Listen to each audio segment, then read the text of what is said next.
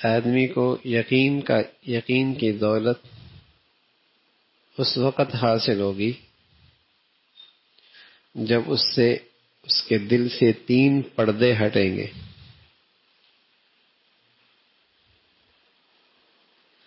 یقین بڑی دولت ہے.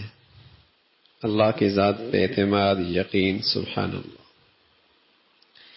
ایسا آدمی نہ کبھی ڈپریشن میں جا سکتا ہے، نہ کبھی مایوس ہو سکتا ہے، نہ پریشان رہ سکتا ہے، نہ غم زدہ رہ سکتا ہے. یہ یقین عجیب دولت ہے،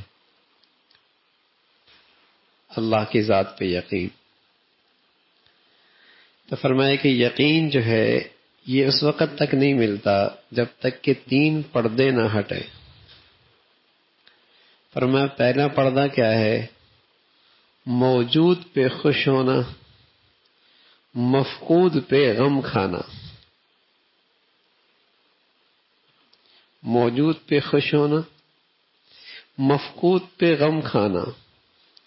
یعنی کچھ ہے تو خوش ہے، اچھا اب تو کام بن جائے گا. نہیں ہے، اب تو یہ چلا گیا، اب کیا ہوگا.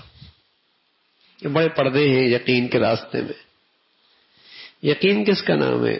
موجود مفقود، اس کے لیے دونوں برابر ہوں. اللہ تو ہے نا، سبحان اللہ. جو موجود ہے نہ اس سے ہونا ہے، اور جو نہیں ہے نہ اس سے کام کا رکنا ہے. کرنے والا تو اللہ ہے.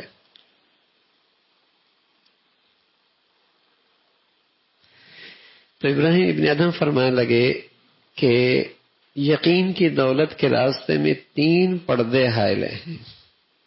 ایک موجود پہ خوش ہونا، یہ حرص کی علامت ہے، حریص. دوسرا مفقود پہ ختم ہو گیا، مفقود کے میں چلا گیا، اس پہ غم کھانا. یہ آدمی غصہ کرتا ہے، اور غصے سے والا بھی جنت میں کوئی نہیں جاتا. تیسری چیز فرمائی تعریف پہ خوش ہونا. تعریف پہ خوش ہونا یعنی اس ذات کا اتنا اعتماد ہونا چاہیے تھا، اتنی عظمت ہونی چاہیے تھی. اپنی ہستی تو مٹ گئی، اپنی ہستی تو مٹ گئی، تعریف پہ کیا خوش ہونا. فرمایا یہ تعریف تو عجب کی علامت ہے، جس سے ساری نیکیاں ضائع ہو جاتی.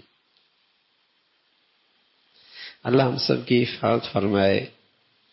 ہیں تو ہمارے اندر نہیں یہ چیزیں، لیکن تذکرہ اس لیے کر رہے ہیں کہ اللہ کرے عطا فرما دے، اللہ کرے اللہ عطا کر دے. ٹھیک ہے نا؟ کم سے کم تذکرہ کرنے سے یہ ہوتا ہے کہ حقیقت کا پتہ تو لگ جاتا ہے نا، کہ یہ تو پتہ لگ جائے کہ یہ ہمارے اندر نہیں ہے، یہ خوبیاں ہمارے اندر نہیں ہیں. تو کوشش بھی کر سکتے ہیں، اللہ سے مانگ بھی سکتے ہیں، لیکن حقیقت یہی ہے. تو یقین کے راستے کے یہ 3 پردے ہیں: موجود پہ خوش ہونا، مفقود پہ غم کھانا، تعریف پہ خوش ہونا. ہاں، یقین اس کے بغیر آ نہیں سکتا. یقین تو اس کا نام ہے کہ موجود مفقود اس کے لیے برابر ہو جائے. اللہ تو ہے نا، اس کے خزانے تو ہر وقت ہی بھری ہوئی ہیں، اس کے خزانے تو ہر وقت بھری ہوئی ہیں. اس کے لیے نہ مفقود کا مسئلہ ہے نہ موجود کا مسئلہ ہے. سبحان اللہ. وہ چاہ لے گا تو مفقود موجود ہو جائے گا، نہ چاہے گا تو موجود مفقود ہو جائے گا.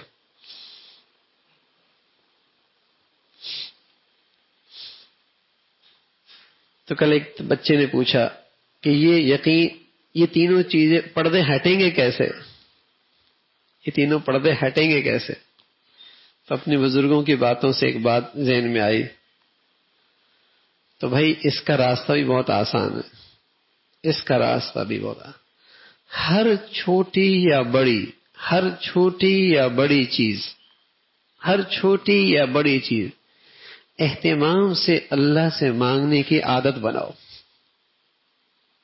کچھ موجود ہے تب بھی اللہ سے مانگو، کچھ نہیں ہے تب بھی اللہ سے مانگو، بہت اہتمام سے مانگو. دیکھو سچ یہ ہے کہ آج ہمارا ذہن یہ بن چکا ہے، اس سے ہوا، اس سے ہوا، اس سے ہوا، یوں ہوا تو یوں ہوا. کبھی یہ خیال ہی نہیں آیا کہ دعاؤں کی برکت سے ہوا، صدقے کی برکت سے ہوا، حاجت کے نفلوں سے ہوا، اللہ سے مانگنے سے ہوا. کبھی یہ خیال ہی نہیں آیا کہ اس سے بھی ہوتا ہے.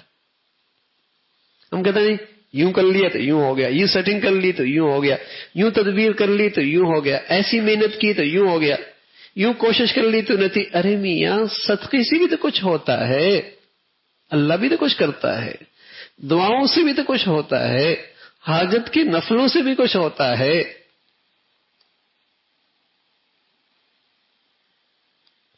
تو یہ تینوں پردے ہٹانے کا آسان راستہ بھی یہی ہے کہ ہر چیز چھوٹی یا بڑی اہتمام سے اپنے اللہ سے مانگا جائے.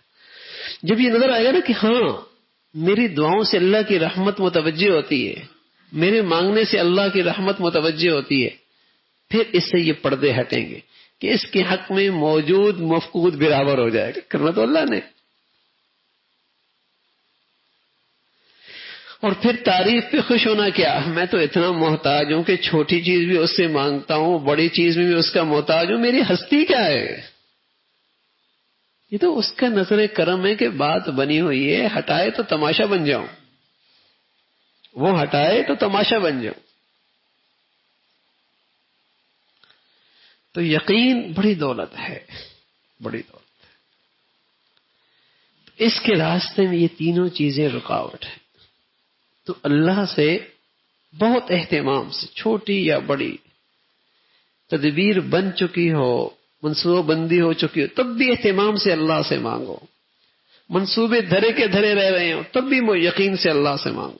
حاجت کے نفل، دعاؤں کا اہتمام، صدقے کے ذریعے اللہ کی رحمت کا متوجہ کرنا، ہاں تب یہ پردے ہٹیں گے اور زندگی اس سے بنتی ہے.